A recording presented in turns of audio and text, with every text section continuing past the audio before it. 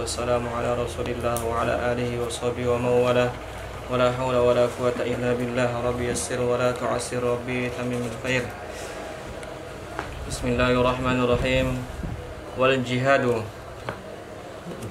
jihadu fardu kifayatin ala kulli muslimin mukallafin ay balighin akilin li raf'il qalami an ghairihima dhakarin li dha'fil mar'ati anhu ghaliban hurrin fala yajibu ala dhi rizqin walau mukataban muba'adan wa in adina lahu sayyiduhu li naqsihi mustati'in lahu silahun fala yajibu ala ghairi mustati'in ka aqta'a wa a'ma wa fakidi mu'adhami asabi'i yadihi wa man bihi 'arajun bayyinun aw maradun ta'dhumu mushaqqatuhu wa ka'adami mu'anin wa markubin fi safari qasrin fadilin dhalika an mu'nati man talzamuhu mu'natuhu kama fil hajji wala ala man laysa lahu silahun li'anna 'adima dhalika la nusrata bihi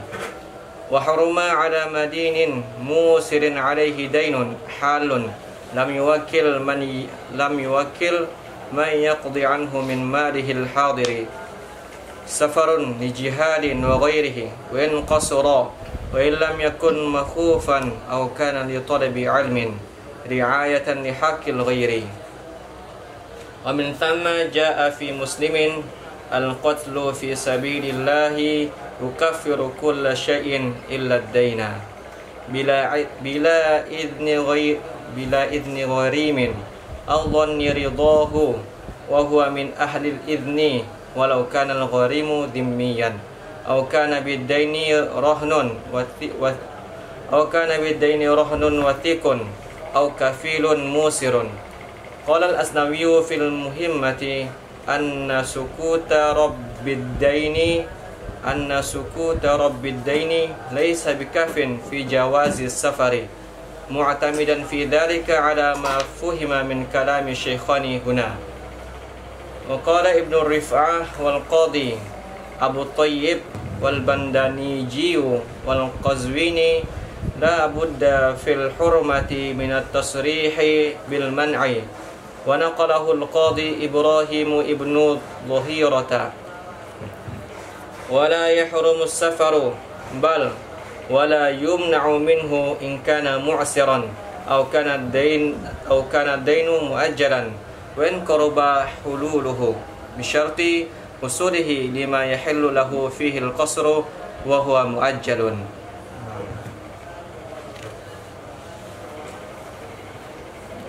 Wal jihadu waw ibtida' al jihadu mubtada' hukum mubtada' rafa tanda rafa dhammah karena isim mufrad hukum isim mufrad ma'lum.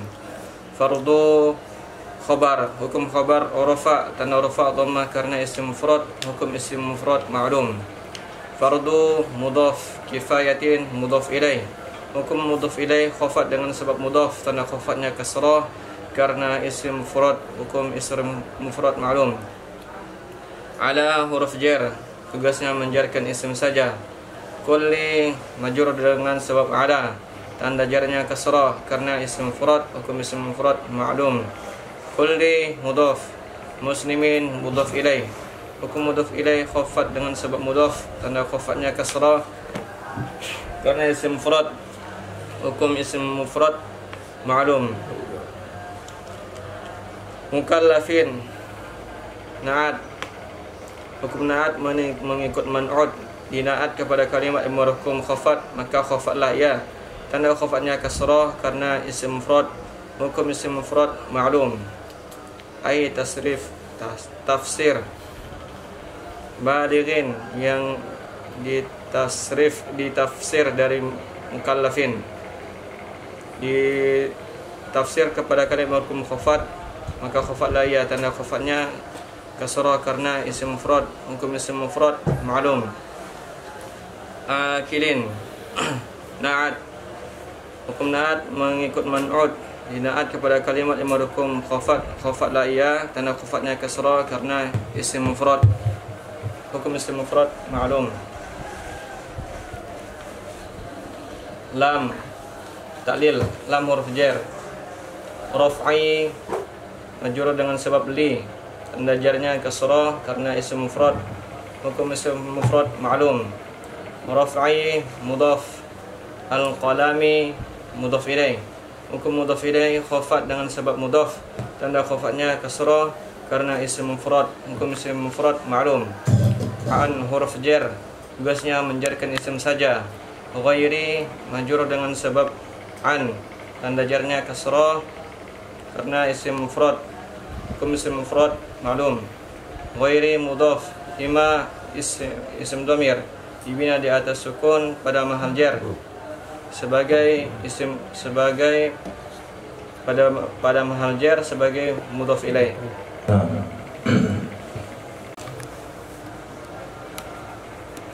Qala al-mu'allif rahimahullahu ta'ala wa adama nafa'a bi ulumihi wa barakatihi wa nafahatihi wa madadihi wa karamatihi fid darini amin. Wal jihadu fardu kifayatin ala kulli muslimin mukallafin. Wal jihad hukumnya fardu kifayah atas setiap muslim mukallafin yang mukallaf. Apa maksud mukallaf? Balighin akilin, artinya yang sudah balik, yang berakal. Kenapa jihad hanya wajib kepada orang mukallaf saja? Lam taklil li raf'il qalami, karena diangkatnya pena an ghairihima, dari selain keduanya, dari selain keduanya balik berakal. Karena diangkatnya di pena, artinya tidak dicatat amalan dosa, tidak dicatatnya dosa an ghairihima, dari selain keduanya, orang baligh dan orang berakal. Hanya orang baligh dan berakal lah yang dicatat dosanya. Karena itu mereka lah yang wajib jihad. Zakarin yang laki-laki, kenapa tidak wajib jihad kepada perempuan? Ta'lil li dha'fil mar'ati anhu waliban, karena lemahnya wanita darinya jihad pada kebiasaan. Walaupun ada 1-2 wanita berdarah laki-laki, tapi rata-rata wanita itu lemah untuk jihad. Hurrin yang merdeka, mukallaf laki-laki yang merdeka.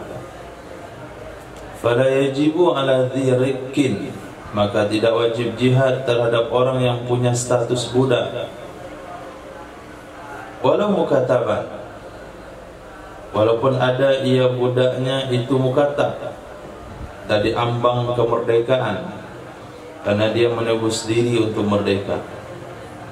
Wa muba'adan, walaupun adalah budak itu budak muba'ad, sebagiannya merdeka, sebagiannya budak, tapi karena ada unsur budak pada dirinya, maka dia tidak wajib jihad. Wa in azina lahu sayyiduh, walaupun mengizinkan baginya budak oleh sayyidnya. Alasannya kenapa? Li naqsi, karena kurangnya budak. Kurangnya budak di dalam pandangan agama, sehingga kewajibannya juga kurang. Budak tidak wajib salat Jumat, budak tidak wajib salat berjamaah, karena mereka kurang. Kemudian syarat berikutnya mustati'in lahu, mustati'in yang mampu. Jihad itu wajib terhadap mukallaf laki-laki merdeka yang mampu. Syarat keempat. Syarat kelimanya lahu silah, yang baginya orang-orang tersebut ada senjata.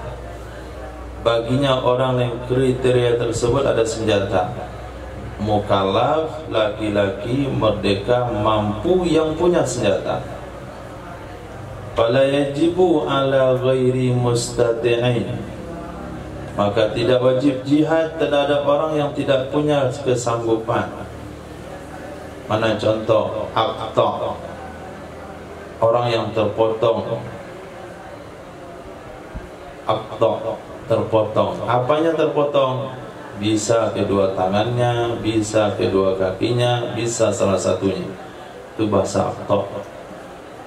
Terpotong dua tangannya aqta, terpotong dua kakinya aqta, terpotong salah satu dari kedua tangan atau kakinya aqta. Kemudian a'ma, orang buta. Wa faqidi ma'dhami asabi'i yadi, orang yang tidak memiliki sebahagian besar jari jemari tangannya. Sebagian besar jari jemari tangan itu ada 5. Kalau nggak ada sebagian besar, berapa nggak ada? 3. Tapi kalau nggak ada 2 masih bisa jihad. Nggak ada 2, kelingking sama jari manis nggak ada, masih bisa jihad. Tapi kalau nggak ada 3, mana mau jihad? Tapi ada satu jari, kalau dia nggak ada, nggak bisa jihad, yaitu jempol. Maka ma'dham yang dimaksudkan di sini sebagian besar dengan makna kapasitas untuk memegang, bukan hanya sebagian besar jumlah. Jempol yang ada 1, yang lainnya ada. Mana mau perang? Ini perang nggak ada kekuatannya. Ikut kelingking nggak ada, aman. Nah, ini nggak tahu lagi, saya aman atau enggak. Jari tengah nggak ada, saya aman. Telunjuk nggak ada, saya aman. Satu ini nggak ada, oh nggak ada yang bisa dipegang. Menulis pun susah. Nah, jempol itu dia memiliki ma'dham kuwah sebagian besar untuk menggenggam ada pada jempol. Maka ketika diacungkan jempol, maknanya memberikan pengakuan dari jari yang paling agung, paling berpotensi.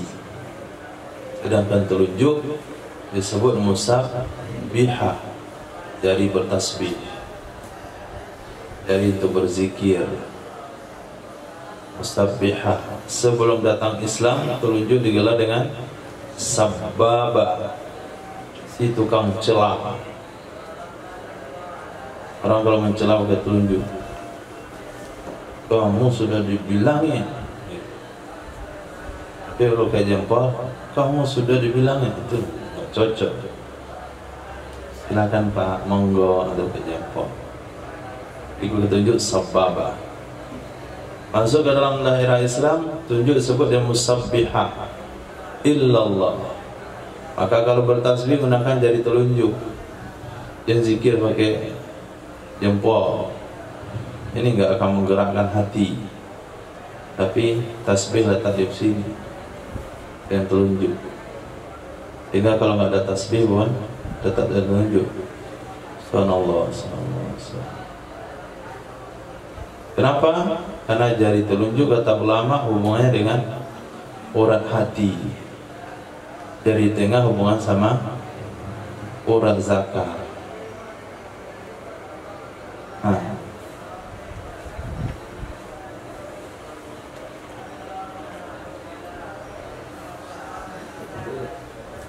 Wa man bihi, dan juga contoh orang tidak mampu berperang, man bihi arajun bayyinun, seseorang yang pada dirinya ada pincang yang nyata, jelas pincangnya. Dan salah satu kawan kita pincang, tapi nggak terlalu jelas pincangnya. Wajib perang, kira dia sakit kaki, dan nggak sakit kaki, pincang kecil, dikit aja. Tapi yang jelas itu yang goyang itu jalannya.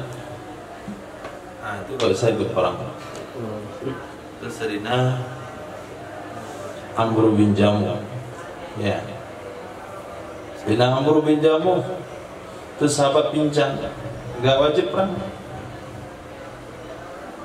Tapi orang gak wajib perang bukan berarti gak boleh perang. Itu namanya rukhsah. Rukhsah itu mau dikerjain bagus, boleh. Tapi kalau nggak mau dikerjain, juga nggak apa-apa. Maka ini fatwa yang bertentangan ketika corona dulu. Mereka katakan kalau orang demam, kan rukhsah nggak salat Jumat. Betul rukhsah. Tapi orang yang nggak mau dirukhsahin, apakah dilarang? Tidak. Rukhsah nggak Jumatan, nggak boleh Jumat. Kok nggak boleh kesimpulan rukhsah nggak Jumatan? Bagi yang nggak mau silahkan nggak Jumatan, ada rukhsah. Tapi bagi yang nggak mau terima rukhsah, nggak boleh dilarang. Mereka seolah-olah waktu itu mewajibkan menerima rukhsah. Jadi Sayyidina Amr bin Jamuh itu dapat rukhsah dari Nabi. Pulang ke rumah, tanya ke istrinya, "Akang nggak ikut perang?" Katanya, "Tidak, saya dapat keringanan dari Nabi." Kata beliau, kata istrinya, "Kayaknya bukan keringanan, kamu aja." Terbakar semangatnya. Beliau sholat 2 rakaat. "Ya Allah, yang kembalikan aku ke keluarga aku, berangkat perang." Nah kalau seperti itu istrinya boleh khurut tanpa bekal. Nah itu istri sahabat. Istrinya belum makam lagi, makam istri Sayyidina Amr bin Jamuh. Dia sudah posisi Sayyidina Amr bin Jamuh, istrinya belum, lalu memaksakan suatu rukhsah kepada orang yang tidak mampu, itu nggak boleh. Akhirnya Sayyidina Amr bin Jamuh syahid di perang tersebut. Kemudian mau dibawa pulang, nggak mau bisa dibawa pulang. Dinaikkan di atas kendaraan onta, mau dibawa pulang, diarahkan ke Uhud, ontanya berjalan, diarahkan ke Madinah, ontanya mogok. Dicambuk pun nggak mau. Tanya pada Rasul, "Apa doanya suamimu sebelum berangkat?" Ternyata itu doanya, "Jangan kembalikan aku ke keluargaku." Kata Nabi, "Innaha ma'murah." Onta itu diperintah Allah untuk tidak boleh berjalan karena doanya Sayyidina Amr bin Jamuh. Beliau nggak wajib perang, dapat izin dari Nabi, tapi mau ikut perang karena ditarget istri. Dan istrinya bangga, bukan bangga bisa dapat cari ganti, bangga karena punya suami syahid.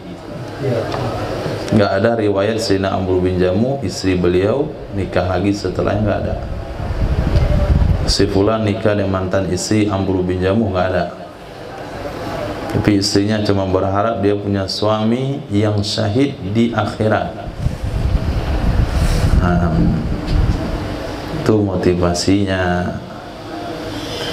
Au bihi maradun ta'zimu masyakatuhu azama ya'zumu. Sakit yang besar kesulitannya. Sakit yang besar kesulitannya. Dan seperti lagi adimi mu'nin atau mu'unin, orang yang nggak punya biaya. Ini rukhsah nggak berangkat, nggak wajib berangkat, nggak punya biaya.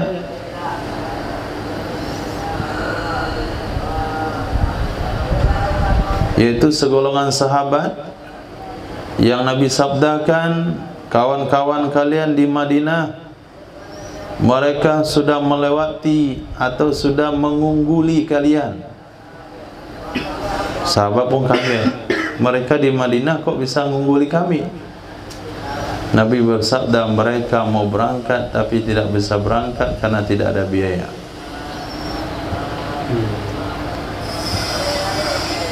Apa bunyi ayatnya itu?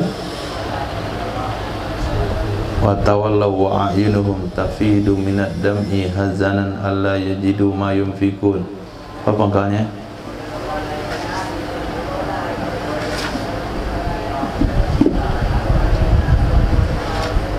Ismail. Wa tawallaw wa a'yunuhum tafidu minad dam'i hazanan alla yajidu ma yunfikun.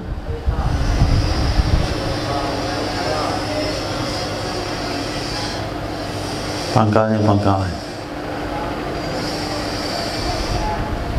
Ihsan pangkalnya.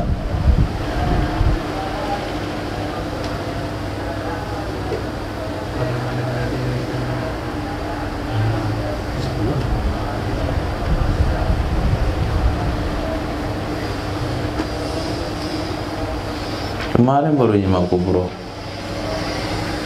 Itu ngalok nyimaknya.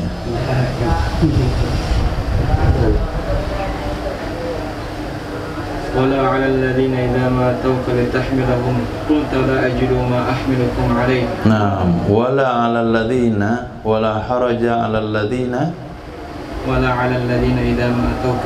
ولا على الذين إذا ما أتوك.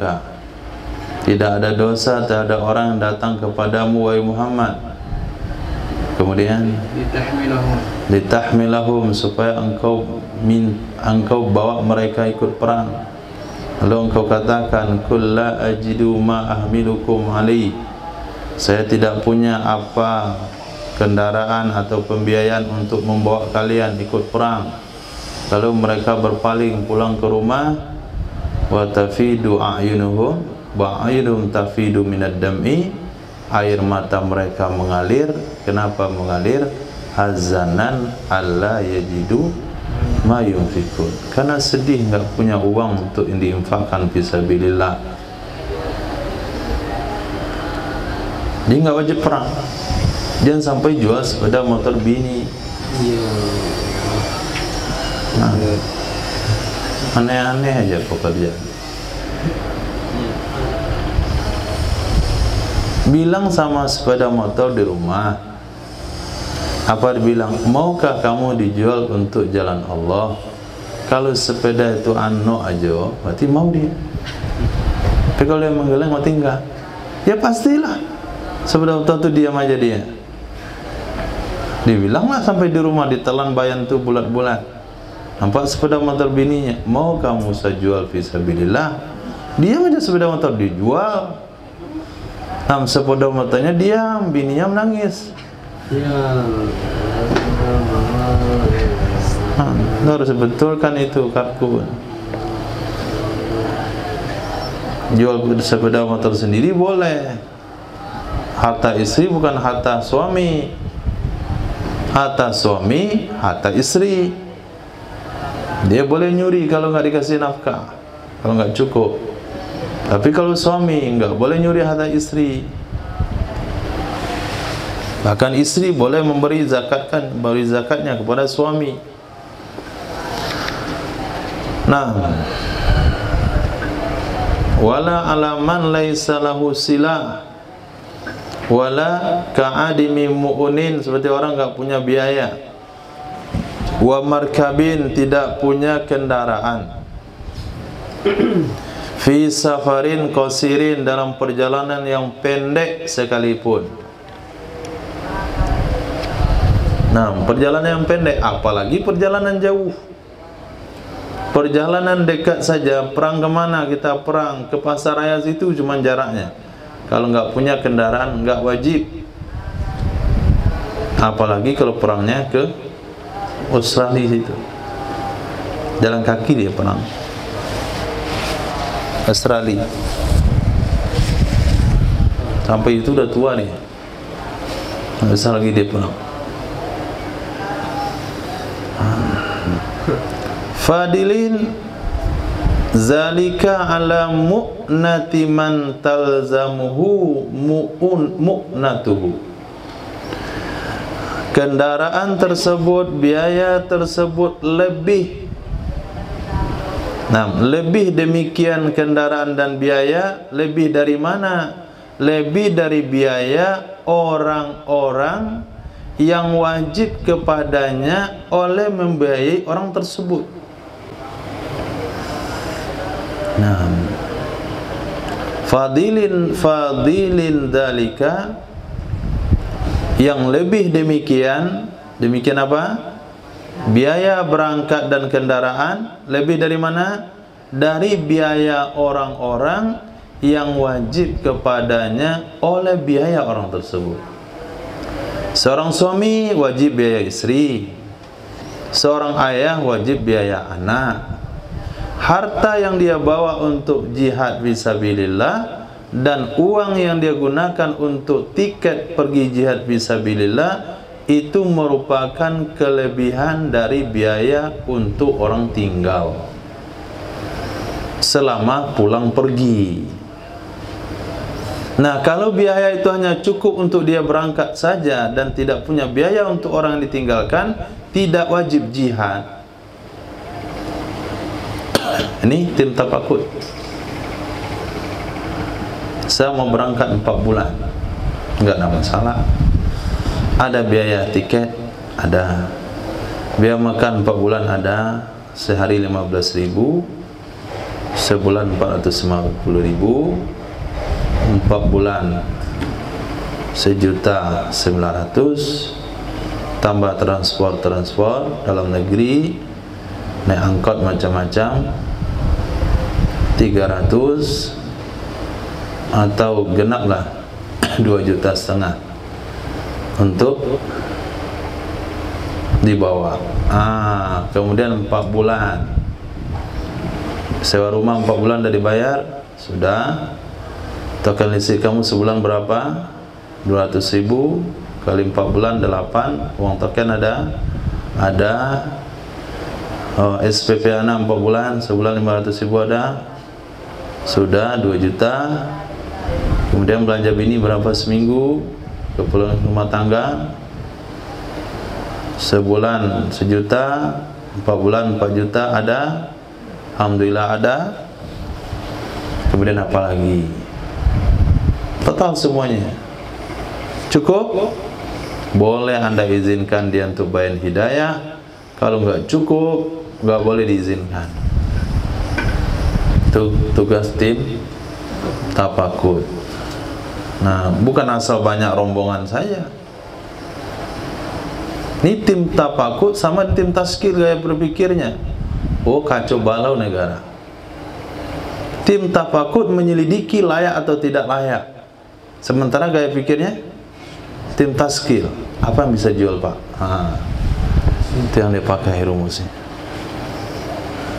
Jadi tim Tazkir sama orang bayan itu membakar semangat.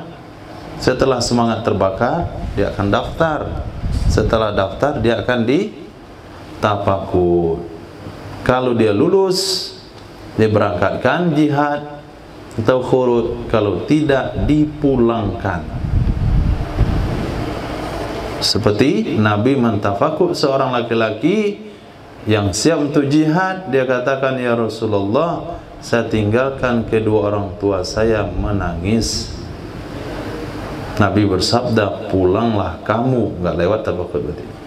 Buat mereka lagi tertawa seperti kamu sudah membuat dia menangis. Nah, itu rumus untuk jihad. Dan itu juga rumus untuk dakwah. Mesti biaya kendaraan itu lebih daripada biaya orang-orang yang wajib dia biayai. Sebagaimana ini juga berlaku pada ibadah haji.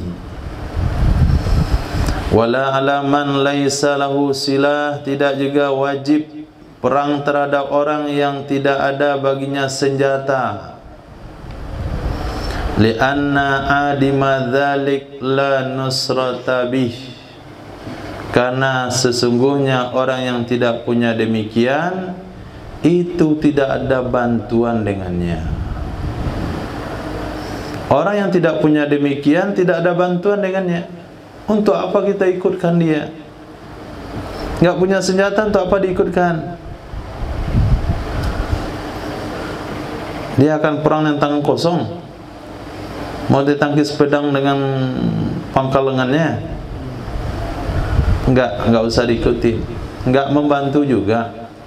Paling dia menjadi pengamat aja. Waktu makan duluan. Nah, perang enggak ada. Katanya mau gotong royong. Enggak ada satupun yang bawa. Cuman tang satu. Suruh usir aja deh. Itu nambah-nambah nasi bungkus. Nah, gotong royong bawa tang.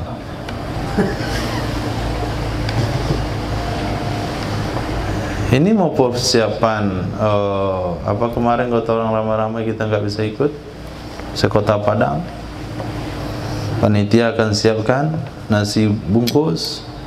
Lalu ada peserta gotong royong, dia batang, kemudian kakinya patah satu, bertongkat. Itu dari pagi dia suruh pulang orang itu, supaya tidak mengurangi atau menambah biaya makan siang nanti. Kenapa suruh pulang? La nusrata bih, nggak akan ada bantuan dengan gara-gara dia hadir. Begitu juga orang yang tidak punya senjata, itu nggak akan ada bantuannya. Apa yang kita terbantu nggak ada. Paling-paling menambah biaya transportasi, kemudian biaya konsumsi. Nah, wa haruma ala madinin musirin alaihi dainun halud lam yuwakkil mayyakdi anhu fi malihil hadir safarun. Haram terhadap orang yang punya hutang, madinin. Haram terhadap orang yang punya hutang, musirin yang kaya, alaihi dainun halun yang di atasnya ada hutang yang sudah tempo, ada hutang yang sudah jatuh tempo. Lam yuwakkil yang dia tidak mewakilkan mayyakdian terhadap seseorang untuk melunasi hutangnya. Dia tidak mewakilkan akan orang yang akan melunasi hutangnya dari hartanya yang ada di tempat. Oleh apa haram? Safarun, melakukan perjalanan. Jadi orang yang punya kemampuan bayar hutang, jatuh hutangnya sudah tempo, sudah tiba waktu pembayaran, kemudian tidak diwakilkan orang lain membayarnya. Apabila terpenuhi 3 syarat ini, maka dia haram melakukan safar, baik untuk jihad maupun yang lainnya. Untuk jihad atau yang lainnya. Wa in qasura, walaupun dekat ia safar, hanya pergi ke Bukit Tinggi saja. Wa in lam yakun makhufan, walaupun tidak ada ia safar itu dikhawatirkan. Bukan safar yang dikhawatirkan. Safar perang itu safar yang dikhawatirkan. Dikhawatirkan dia nggak balik lagi. Ini cuma safar pergi rihlah saja. Safar pergi umroh. Safar pergi khuruj. Haram hukumnya kalau hutang belum dibayar. Itu sebabnya kenapa ibadah tidak memberi pengaruh kepada seseorang. Ketika ibadah dilakukan dengan nafsu, tidak ikut aturan syariat. Dia pergi umroh, tapi dia tidak izin sama orang-orang di tempat berhutang. Maka orang yang berhutang memberikan hutang mengecewakannya. Si anu itu pergi umroh, hutangnya nggak dibayar. Nah, harusnya dia beritahukan kepada tempat orang berhutang, saya pergi umroh bukan dengan uang saya, tapi diajak kawan. Bisa mohon izin untuk berangkat. Maka umrohnya akan ada keberkahan. Begitu juga safar dagang. Dia mau ke Jakarta untuk beli barang, sementara hutangnya belum dibayar. Bagaimana safarnya ada berkah, jual belinya berkah, izin dulu sama yang ngutangin. Ini utang yang tunai ya. Kalau belum tiba waktunya nggak ada masalah. Nah, begitu juga dalam hal dakwah. Dia pergi keluar 4 bulan, hutangnya sama saya belum dibayar. Kenapa uang untuk keluar ada, untuk bayar hutang tidak? Hah? Akhirnya pulang dari sana nggak ada perubahan. Kenapa nggak ada perubahan? Karena yang dia lakukan itu safar haram. Kalau dalam safar tersebut dia melakukan qasar jamak, solatnya batal. Karena dia tidak boleh melakukan qasar jamak, karena dianggap safar bil maksiyah, maksiyah bis safar. Dia termasuk kata au kana li talabi ilmin, ataupun ada yang safar itu untuk belajar ilmu, untuk belajar ilmu sekalipun.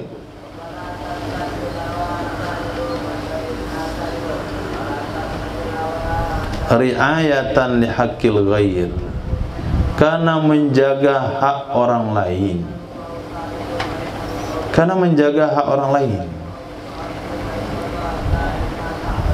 Orang kalau melakukan safar, notabene dia punya uang, walaupun dia diajak orang lain. Misalnya si fulan punya hutang, kemudian ada pengajian tabligh akbar di Bukit Tinggi, dia pergi karena diajak kawannya. Dan pas dulu ada tabligh akbar di Padang Panjang, pergi juga dia. Kemudian ada tabligh akbar di Payakumbuh, pergi juga dia. Di mana ada tabligh akbar dia hadir. Bagaimana? Padahal nggak ada biaya dari dia, biaya dari kawan semuanya. Dia hanya difungsikan sebagai supir misalnya, membawa mobil. Dia makan gratis, transport gratis. Tapi perasaan orang yang memberikan hutang sama dia apa? Si Anu itu punya hutang, tapi dia kemana-mana nggak bayar hutang. Tapi kalau izin, hal ini tidak akan terjadi kutukan daripada orang lain. Kekecewaan daripada orang lain itu nggak ada kalau izin, dan dia tahu apa yang sebenarnya. Lagian kalau dia nggak pergi, dia bisa bekerja untuk menutupi hutangnya.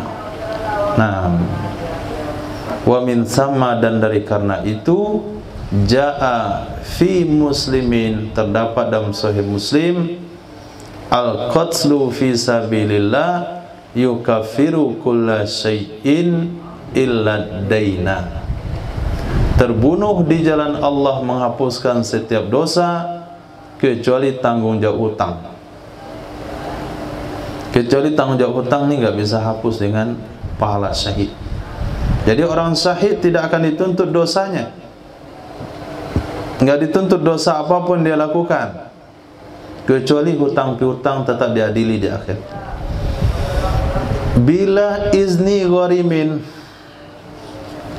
haram safar tanpa izin si gharim, orang yang punya uang, tanpa izin orang yang menghutangi, atau zanni ridho, menduga ridhonya, menduga ridhonya. Memang kita tidak minta izin, tapi kita yakin 90% kalaupun minta izin pasti diizinkan. Nah, itu boleh. Wa huwa min ahlil izni, dan dianya gharim termasuk ahli izin. Orang yang izinnya diperhitungkan dalam agama itu disebut ahli izin, yaitu orangnya baligh, berakal, baligh berakal. Nah, itu ahli izin. Tapi kalau sempat dia berhutang kepada harta anak-anak, maka solusinya cuma satu kalau mau safar, bayar hutangnya. Karena kalau minta izin kepada anak-anak tersebut diizinkan, tetap aja nggak sah, karena anak-anaknya nggak ahli izin. Yang lebih gawat lagi kalau dia berhutang kepada bosnya yang sudah gila. Kemarin waktu berhutang bosnya masih waras, tapi karena uang bos banyak diutang oleh anak buah, bos gila. Maka anak buah ini nggak bisa safar nih, kecuali dengan satu cara, bayar hutang. Karena kalau dia minta izin sama bosnya diizinkan sekalipun, nggak sah izinnya, karena bos tidak lagi ahli izin karena sudah gila. Nah, jadi dua syarat untuk seorang penghutang, orang berhutang melakukan safar. Pertama izin, yang kedua pemilik hutang itu layak memberi izin. Walau kanal gharimu zimmiyan, walaupun adalah orang yang menghutangkan itu orang zimmi, kafir zimmi. Walaupun kafir zimmi, tempat dia berhutang tetap harus izin kepada kafir zimmi itu. Au kana biddaini rahnun wathiqun, atau ada pada hutang tersebut jaminan yang dipercaya. Jaminan yang dipercaya, tetap juga izin. Nah, tetap juga ada izin. Saya melakukan safar nggak perlu izin. Kenapa? Hutang saya ada jaminannya. Kalau nanti saya mati bisa dia bayar, dia jual barang itu untuk bayar hutang saya, dan jaminannya itu mencukupi daripada nilai hutang, bahkan lebih. Tetap mesti izin. Atau kafilun musir, si kafil yang kaya. Nah, si kafil yang kaya.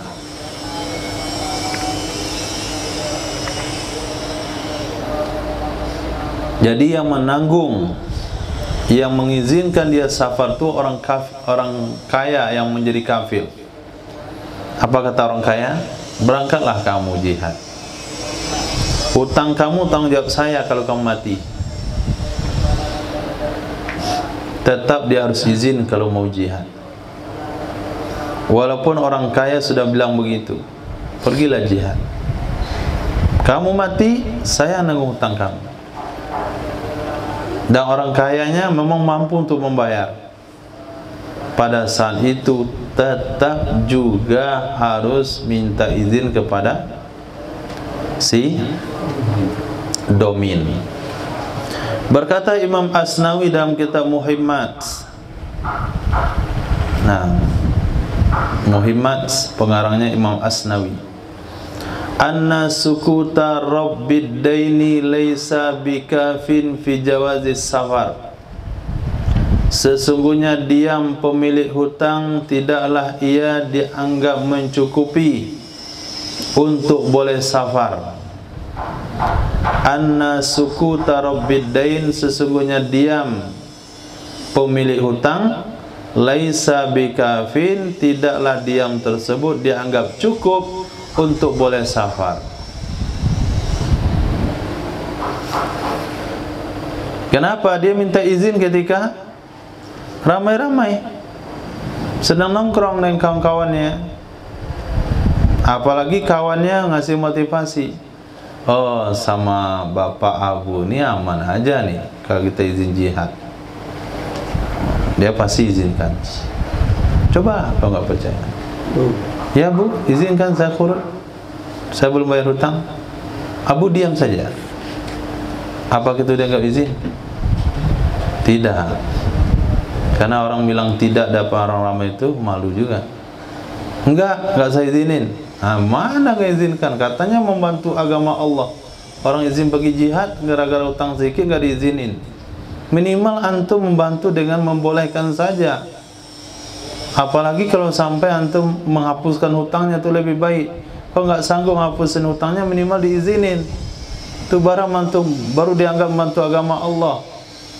Kena ceramah dia. Targhib gara-gara itu. Nggak boleh. Asal ada sesuatu langsung mentarghib gitu nggak bisa. Khair. Jadi diamnya seorang Rabbid Dain tidak dianggap cukup untuk safar. Kenapa Imam Asnawi berfatwa seperti itu? Mu'tamidan fi dzalik, itu hal kepada Imam Asnawi.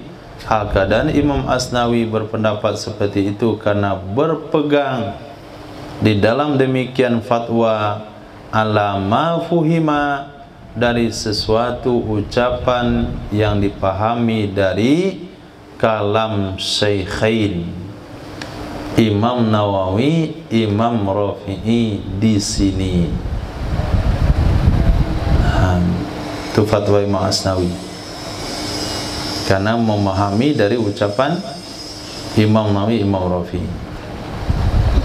Berkata Imam Ibnu Rif'ah dan Qadi Abu Thayyib dan Imam Abandaniji, Bandaniji dengan ba nun sakin ban, dal fatha banda, nun kasra bandani, nam Bandaniji.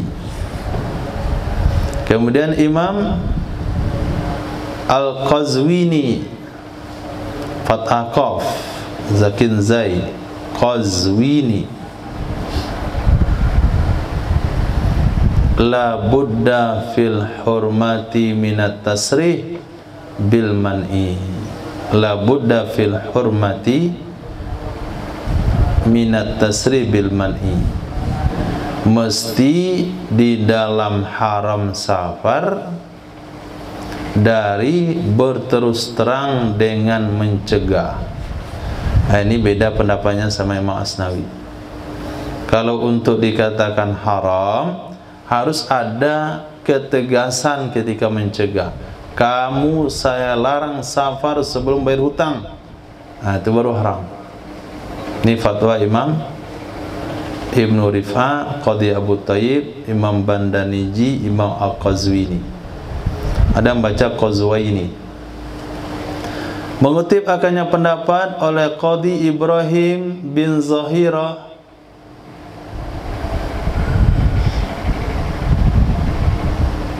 mengutip akannya pendapat oleh Qadi Ibrahim bin Zahira, titik, wala yahrumus safaru bal la yumna'u minhu in kana mu'siran, dan tidak haram hukumnya safar, bahkan tidak boleh dilarang ia darinya safar jika dia miskin.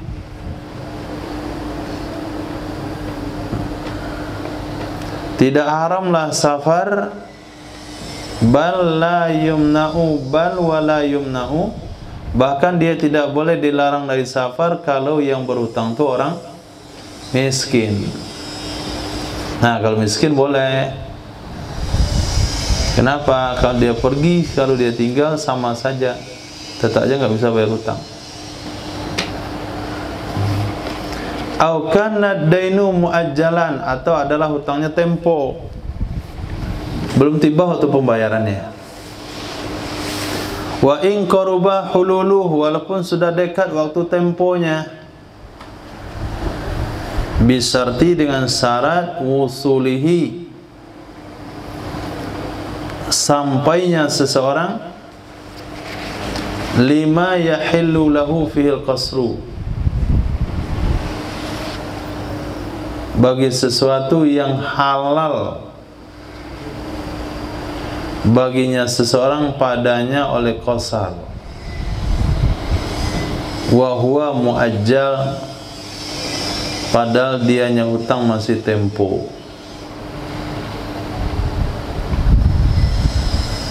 Dengan syarat sampainya seorang bagi sesuatu yang halal baginya seorang padanya satu itu qasar, dan hutangnya masih tempo. Bisa dipahami? Nah, ini perlu antum yang memberikan penjelasan. Kalau sulit-sulit dites dulu. Saya ulang sekali lagi.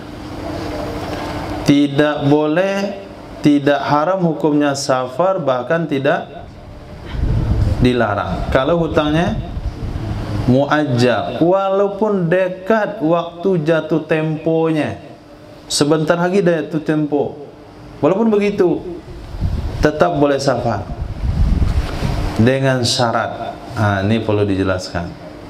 Wusulihi, sampainya seseorang bagi sesuatu yang halal baginya seseorang pada sesuatu tersebut oleh qasar, padahal dianya hutang tempo.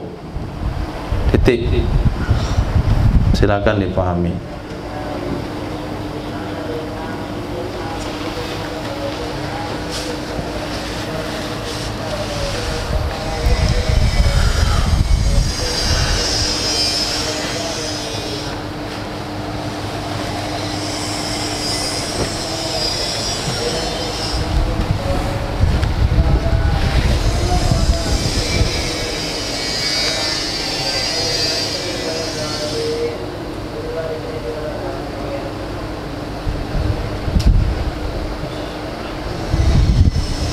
Artinya udah? Silakan Ismail.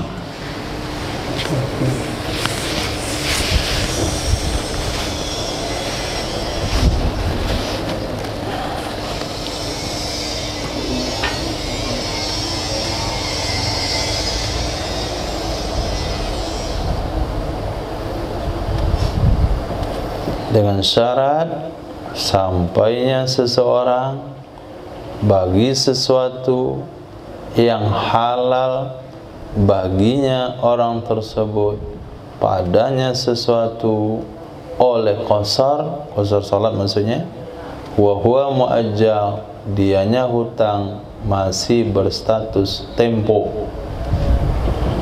Allah.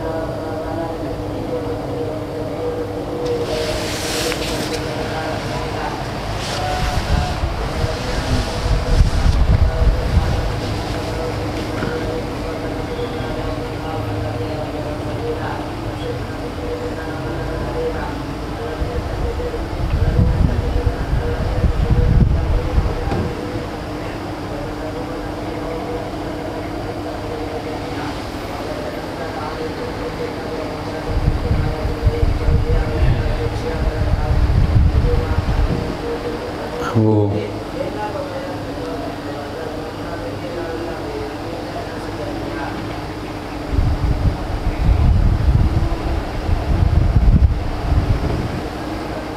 San.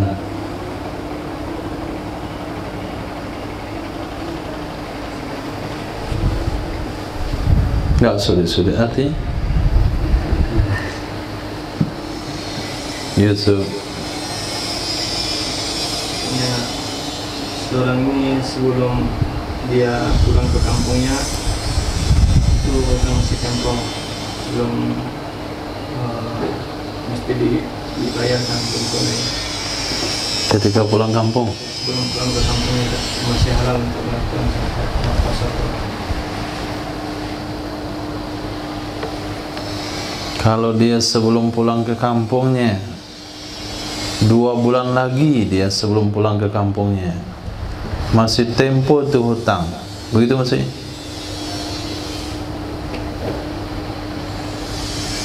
Maksudnya itu dalam jarak sebelum dia sampai masih halal dia untuk melakukan qasar salat dalam jarak itu sebelum pulang. Kalau 3 bulan sebelum pulang kan enggak qurubah hululuh hati. Wa in qurubah hululuh, walaupun dekat masa tunainya, jatuh temponya.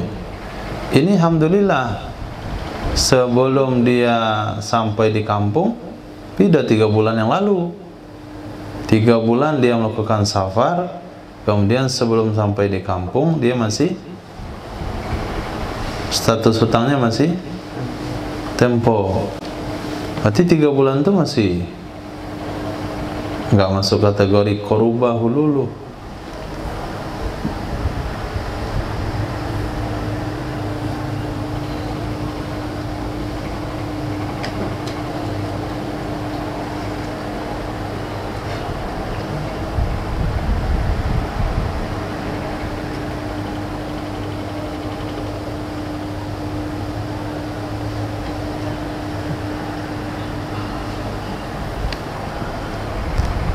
Untuk memahami sesuatu dipahami per kalimat.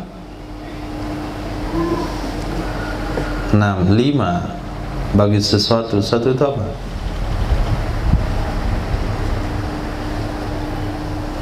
Sampainya seseorang bagi sesuatu. Sesuatu apa? Sampai. Kalau bahasa sampai itu apa sesuatu itu?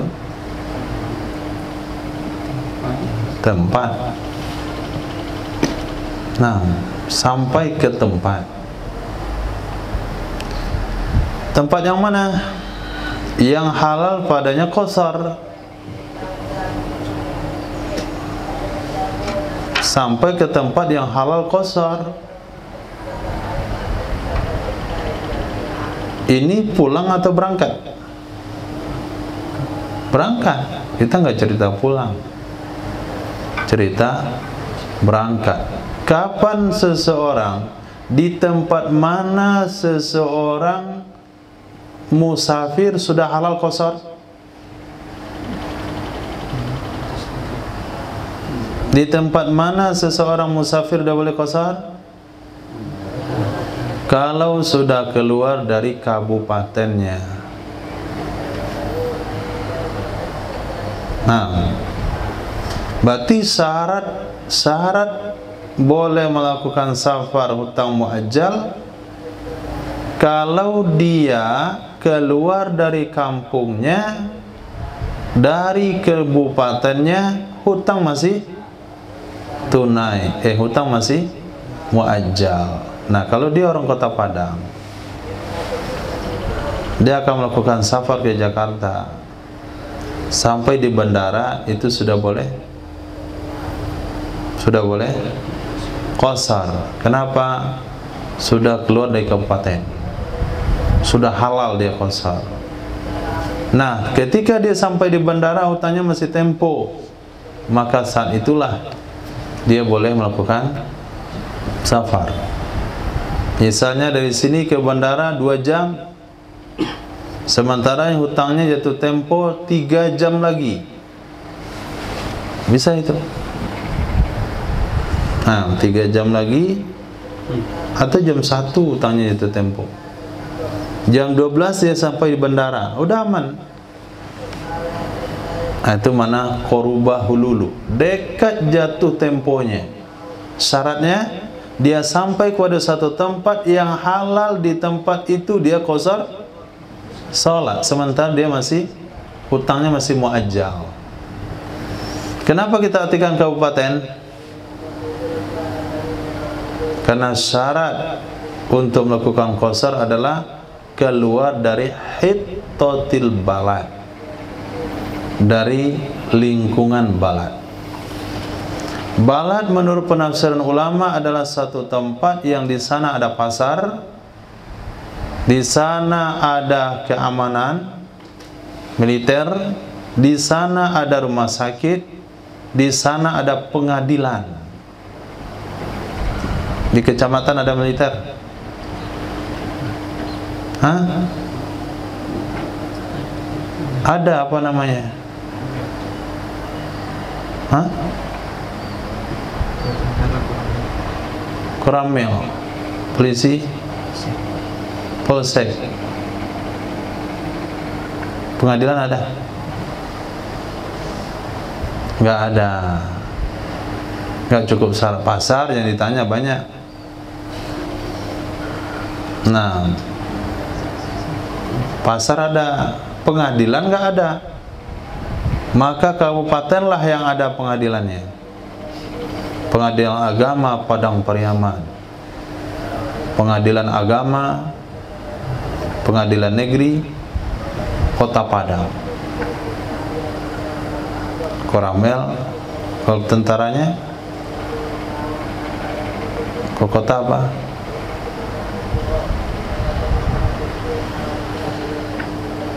Dandrin, nggak tahu lah. Polisinya Polda.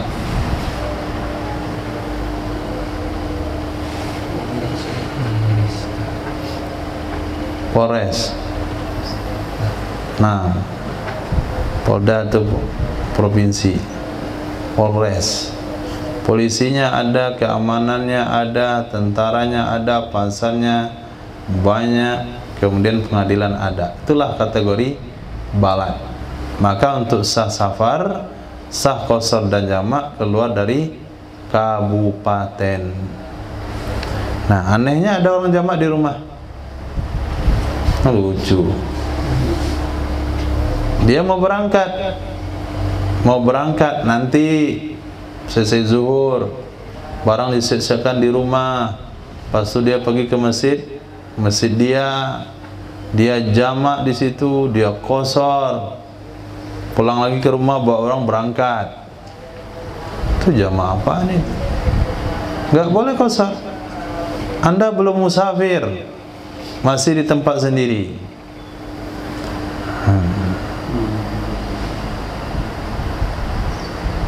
Tapi kalau untuk kecamatan, kalau terdesak, pengamalan pribadi bagi yang belajar mungkin bisa diamalkan kecamatan. Tapi untuk fatwa, jangan sekali-kali antum fatwakan keluar kecamatan tidak boleh qasar jamak. Nggak bertanggung jawab. Nggak ada ulama yang bertanggung jawab untuk itu. Tanggung dosa sendiri kalau salah nanti di akhirat. Tapi kalau kabupaten itu udah sepakat ulama keluar kabupaten. Ini keluar kelurahan udah jamak. Musafir apa di masjid dan keluar kelurahan? Keluar Batu Gadang, nanti jamak di mana deh? Ittihad. Aneh. Nggak boleh, haram. Karena Nabi tidak pernah melakukan jamak atau qasar kecuali keluar dari Madinah sudah sampai di Dzulhulaifah. Nah, Nabi sampai Dzulhulaifah baru jamak, baru qasar. Khair. Jadi memahami satu redaksi tidak bisa dihayalkan, tidak bisa dengan ditebak atau rekayasa, tapi dipahami perkata. Khair. Wa harumas safaru li jihadin wa haji tatawu'in bila izni aslin. Haram melakukan safar untuk jihad. Haram melakukan safar haji sunat. Kalau haji wajib boleh. Haji kali pertama seumur hidup.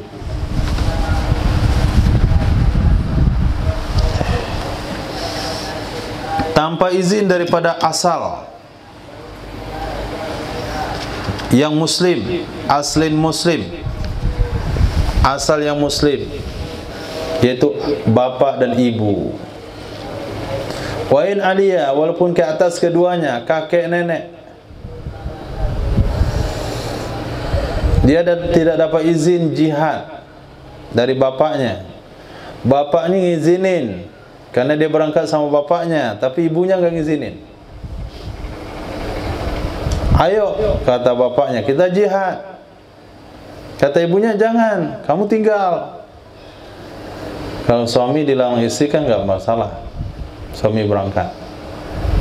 Tapi kalau ibu melarang anaknya, anak nggak boleh berangkat. Walaupun kakek, walaupun nenek. Walau azina man huwa aqrabu min, walaupun memberi izin oleh orang-orang yang dia lebih dekat darinya.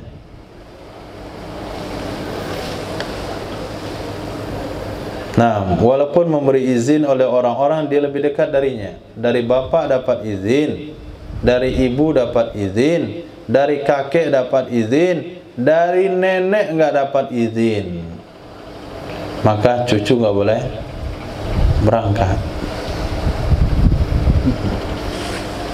Jihad.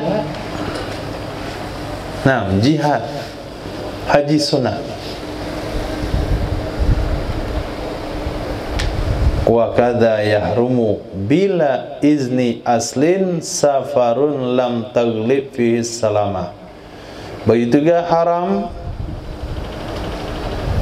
dengan tanpa izin safar, dengan tanpa izin asal oleh safar yang tidak dominan padanya safar oleh selamat.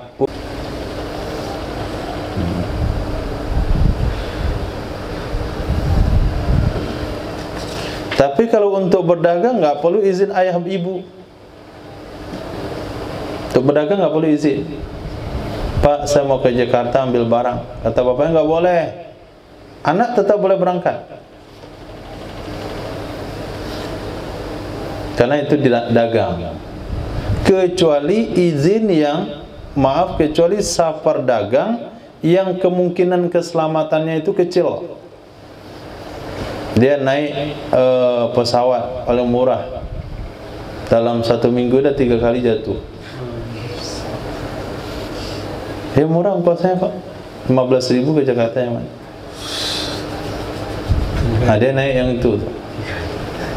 Tapi minggu kemarin dah 3 pesawat jatuh. Jadi orang tuanya nggak izinin. Anak haram hukumnya safar. Tapi kalau safar yang ada dominan keselamatannya itu besar, safar pakai pesawat yang jatuh sekali 10 tahun, walaupun kemungkinan nasib dia jatuh, innalillah, naudzubillah, atau naik kendaraan darat, atau naik laut tapi nggak ada ombak besar, maka seorang ibu, seorang ayah kalau melarang anaknya safar sekalipun, boleh dia pergi safar untuk tijarah, untuk penghidupan. Tapi kalau untuk jihad nggak boleh, untuk ibadah sunat nggak boleh. Nah, tidak apa?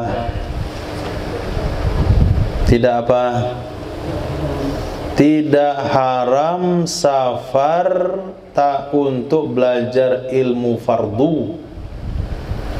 Nah, tidak haram safar untuk belajar ilmu fardu,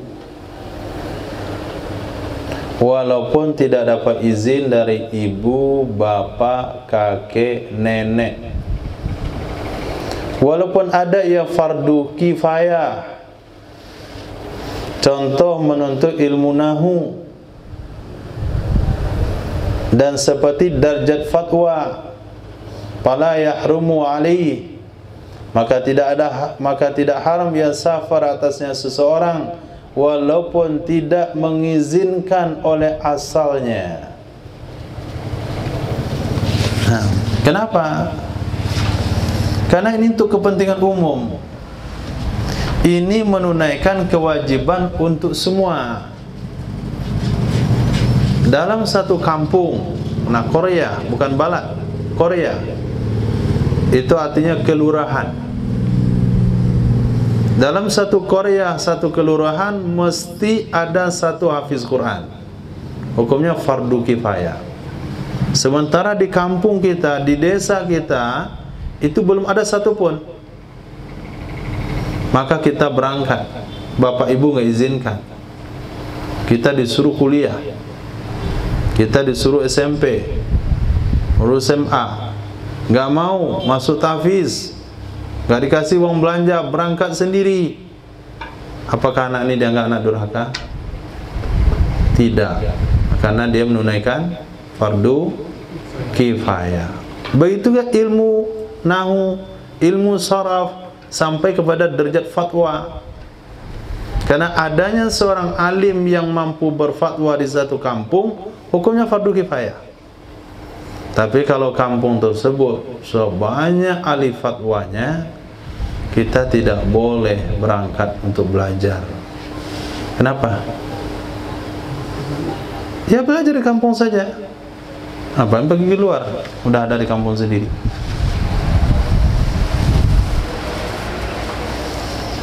Nah, itu bedanya jihad sama ilmu.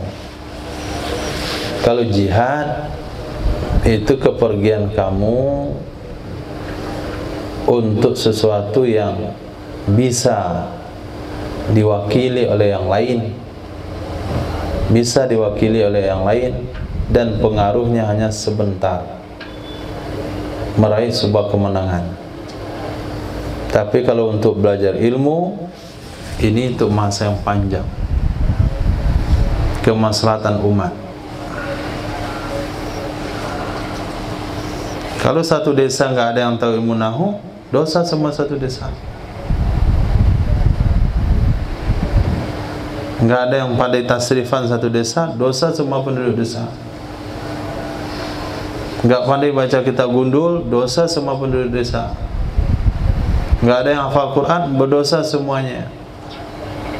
Lalu seorang itu berangkat mengorbankan dirinya untuk fardu kifayah. Biaya dari siapa? Biaya dari siapa? Dari keluarga.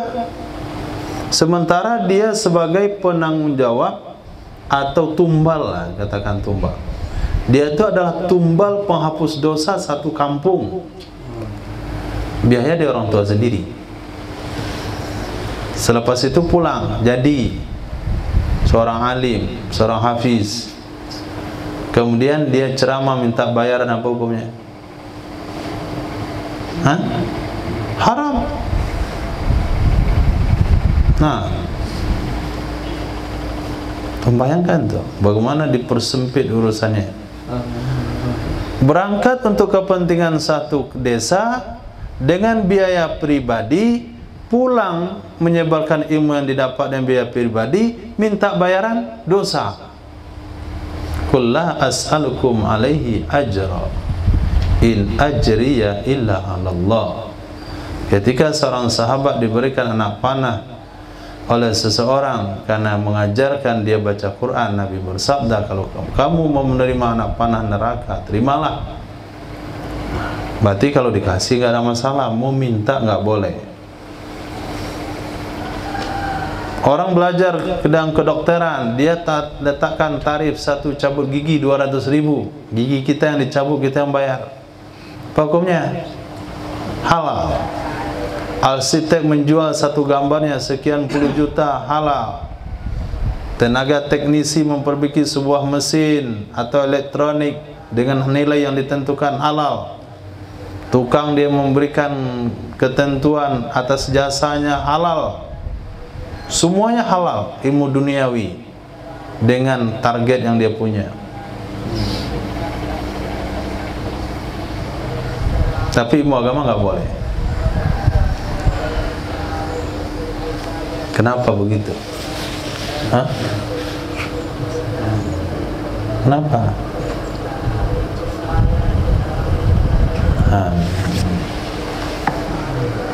Karena ada bayaran yang khusus,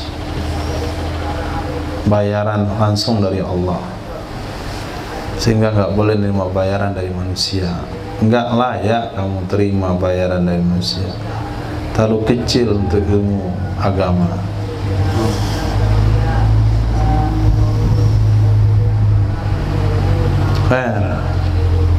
Itu sebabnya mereka punya surga di bawah surganya para anbiya, karena tugasnya sama dengan tugas anbiya, berkorban dengan harta sendiri. Ketika menyampaikan kepentingan untuk umum, untuk umat, tidak boleh meminta biaya.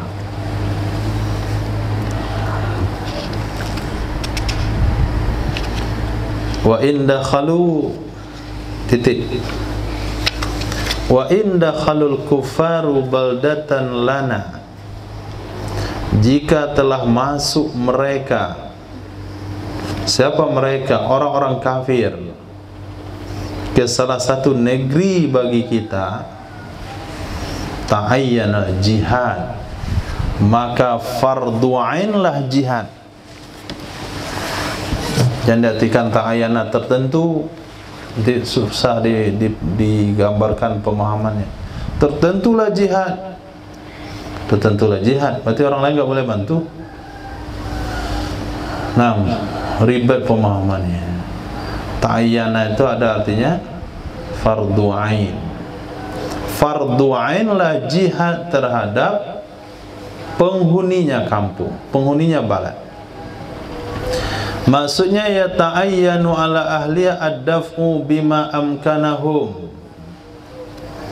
Fardu ain terhadap penduduknya balad oleh mengelak, mengusir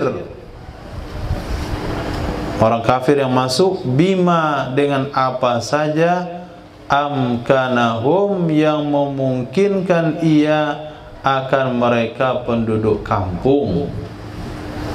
Mungkin yang bambu runcing, ada juga dengan air cucian batu cabai, batu gilingan disiram ke muka Belanda. Ada juga dengan bubuk merica, ada juga dengan perangkap, ada dengan ketapel seperti Palestina pakai ketapel. Ma'amkanahum, apa yang mungkin? Walid daf'i martabatan. Untuk mengusir ada dua tingkatan. Untuk mengusir orang kafir yang masuk negeri kita, dua martabat. Ihdahuma, salah satunya adalah ayyahtamilal hala ijtima'uhum, ayyahtamilal halu ijtima'ahum wa ta'ahabahum, wa ta'ahubahum, masdar ijtima'ahum wa ta'ahubahum lil harbi, fawajibud dafu ala kulli minhum bima yaqdiru alaih. Salah satu keduanya dua tingkatan dalam mengusir penjajah, mengusir musuh, mengusir orang kafir, bahwa berkemungkinan oleh keadaan, bahwa memungkinkan oleh keadaan akan mengumpulkan mereka penduduk dan mempersiapkan mereka penduduk untuk berperang, maka wajiblah mengusir penjajah ala kulli minhum, di atas masing-masing dari mereka penduduk, bima yaqdiru alaih, dengan sesuatu yang mampu ia masing-masing di atasnya, hatta kendati pun ala man la yalzamuhul jihad, terhadap orang-orang yang tidak wajib kepadanya untuk berjihad, seumpama fakir, wa walad, dan anak-anak, wa madin, orang berutang, abdin, hamba saya, imro'atin, wanita, fiha quwwah, yang padanya ada kekuatan, tanpa izin dari orang-orang yang telah lalu. Wa yutafaru dzalika, dan dimaafkan demikian. Bagi ini panggilan yang agung, bagi ini panggilan yang agung, sesuatu yang tidak ada jalan untuk mengabaikannya. Sesuatu panggilan yang tidak ada jalan untuk mengabaikannya.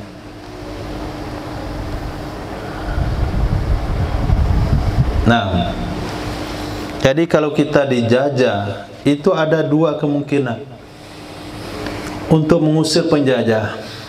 Kemungkinan pertama, kondisi keadaan masih bisa untuk mengumpulkan masyarakat, mempersiapkan masyarakat, seperti Indonesia dijajah oleh Belanda. Mereka datang bukan menserang, bukan membunuh, menserbu, tidak. mereka datang melakukan pendekatan. Nah, melakukan tipu daya, memecah belah. Nah, pada saat itu kita bisa mengumpulkan masyarakat untuk menyiapkan untuk perang. Yang belum berlatih bisa dilatih dulu. Pergi ke hutan mana, kemudian bisa menyusun kekuatan pelan-pelan. Nah, itu tingkatan pertama. Kalau seperti ini, maka semua wajib penduduk kampung itu semuanya wajib ikut perang. Mau dia anak kecil, punya hutang, budak, wanita, yang penting punya kekuatan. Siapa saja. Soal ada izin, nggak ada izin itu nggak dipertimbangkan lagi. Hal itu dimaafin, karena ini adalah seruan yang agung. Tidak ada jalan untuk kita tunda. Jihad. Maka lahirlah wanita-wanita seperti Cut Nyadin, Cut Mutia, Kartini pejuang? Enggak. Itu penggerak namanya, bukan pejuang. Yang menggopoh itu pejuang. Hah? Pejuang. Di mana menggopoh?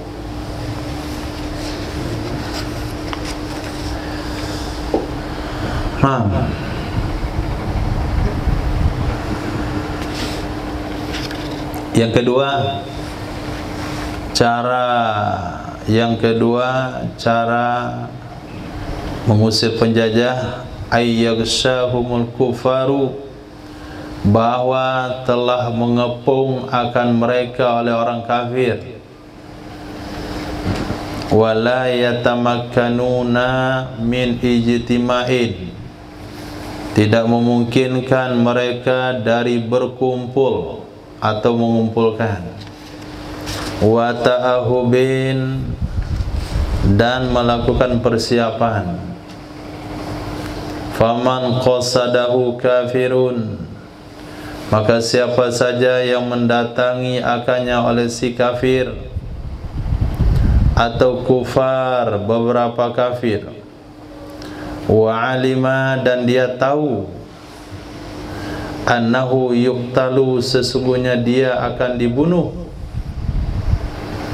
in akhazahu, jika menangkap ia si kafir akannya seseorang, fa alaihi, maka wajib di atasnya seseorang, ayyadfa'a an nafsih, bahwa dia menyelamatkan, mengelakkan dari dirinya, bima amkana, dengan sesuatu yang memungkinkan, dengan apa saja yang bisa.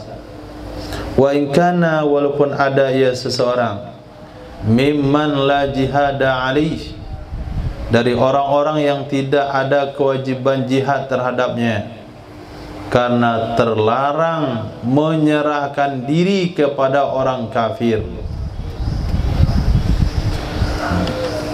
Ini kondisi negara sudah darurat perang. Asal ada yang terdengar berkumpul 2 orang ditangkap. Jangankan untuk menyusun kekuatan, mengumpul 3 orang saja ditangkap.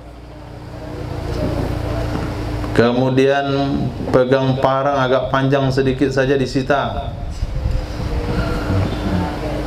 Kalau ada benda-benda yang mencurigakan diambil. Bahkan sampai batu penggilingan cabai pun diambil, karena ditakut jadikan itu nanti batu pelontar. Sehingga tidak mungkin untuk menyusun kekuatan. Sudah dikawal dalam segala hal. Kalau seperti itu kondisinya, maka siapa saja yang ditangkap oleh si kafir wajib menyelamatkan diri. Nah, 2 cara. Wajib menyelamatkan diri dengan bagaimanapun. Kalau tidak bisa lagi menyusun kekuatan. Maka di Palestina itu masih bisa menyusun kekuatan ketika gencatan senjata. Kalau sekarang kayak perang nggak bisa lagi gencatan, nggak bisa lagi nyusun kekuatan.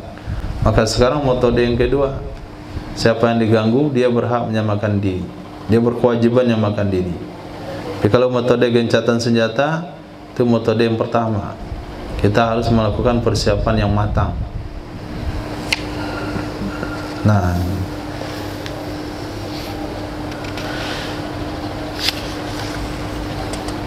termasuk kondisi di Masjidil Haram. Nah, di Masjidil Haram duduk bertiga melingkar, minum kopi, diusir. Tapi di Nabawi enggak.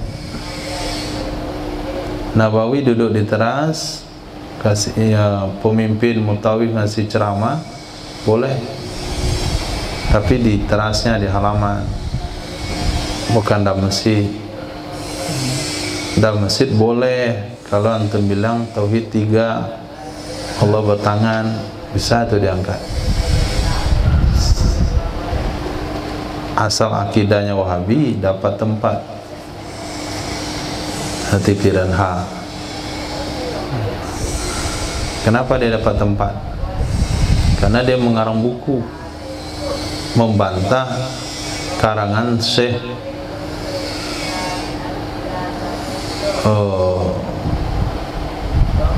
ya lupa lagi namanya, yang syahid itu Lebanon. Syekh yang syahid di Lebanon sedang ngasih pengajian.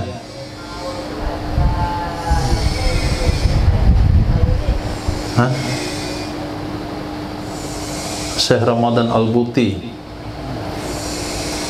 Nah, Syekh Ramadan Al-Buti mengarang satu buku mematahkan argumen Albani. Syekh Ramadan debat sama Albani di ruang tertutup. Kalah dia debat, Syekh Ramadan rekam, tulis. Nah, terpuruklah Albani oleh Syekh Ramadan Al-Buti. Datang Piranha, karang buku mematahkan argumen Syekh Ramadan Al-Buti. Walaupun nggak dipatahkan, tapi ada karangannya begitu. Terhormat dia. Tempat dia ceramah di Nabawi. Setiap datang jamaah haji atau umroh didoktrin jadi salafi.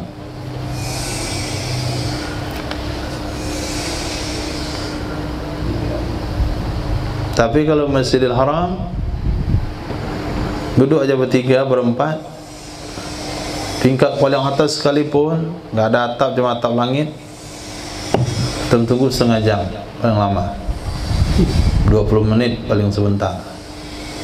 Datang polisi suruh bubar. Itu ketakutannya. Itu bagaimana menyusun kekuatan di situ. Nah, cukup besar.